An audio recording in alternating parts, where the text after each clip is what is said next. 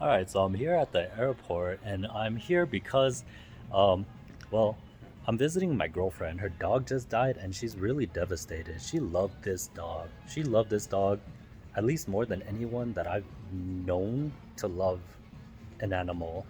Um, and she was really mad, or pretty mad, that she had to ask me to come visit her after her dog died.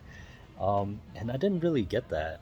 Um, I guess we have different perspectives. I came to the conclusion that our perspectives are different, even though uh, it, they're both pretty logical, I would say.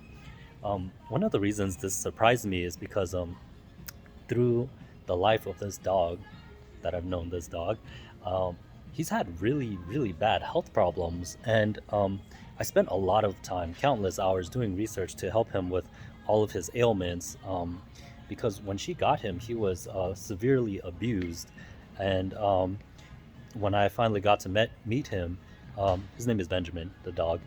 He had like really severe asthma, and I spent a lot of time looking into that, and I found some ways, some nutrients to give him that his body was lacking, his little doggy body was lacking, and those nutrients actually help alleviate a lot of his asthma. He was using an inhaler twice a day, every day, to maybe like twice a week. Um, okay, and he got cancer. He had a really aggressive cancer. Uh, um, my girlfriend took him to the vet, and the vet said, "This dog is really old. He has a really, really aggressive form of cancer. Um, it's probably not a good idea to operate because there's a 90% chance in a couple of months the cancer is just going to come back. And, well, you would have, like, spent a lot of money, and his quality of life would probably suck because you just chopped into him and took a huge chunk out." Um, so she still did it because she loved this dog so much. She's willing to, like, I don't know, give up pretty much her entire life for this dog. So after the surgery, I spent a ton of time We would like to looking remind you smoking and into. vaping are not permitted Mm, inside the Albuquerque International Sunport. Thank you. Being and unloading only. all right. So um, after the surgery, I spent a lot of time doing research on dog health and immune system, and I found some nutrients for that to help the dog. And so after that, a year has passed, and the dog, up until his death, they couldn't find the cancer again, which I guess was pretty miraculous. It being having a 90% reoccurrence rate. Um, and all this time that I was doing this research for her dog's health, she would always be like, "Stop wasting your time. You have goals to accomplish, and these goals that you really want to accomplish." And I said, well, in my mind, I was like, "Well, you really love this dog. Like, you would be devastated if this dog died." And I was right because she's devastated.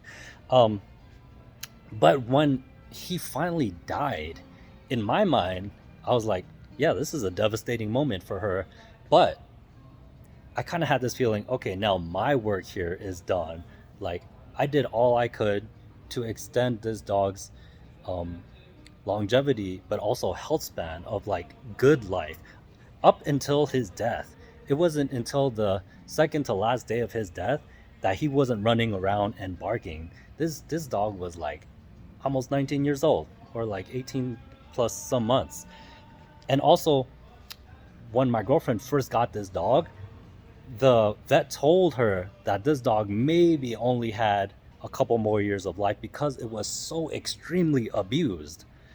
But through her like sheer devotion, and through a ton of research on my end, this dog lived a great life, like a great life in terms of health.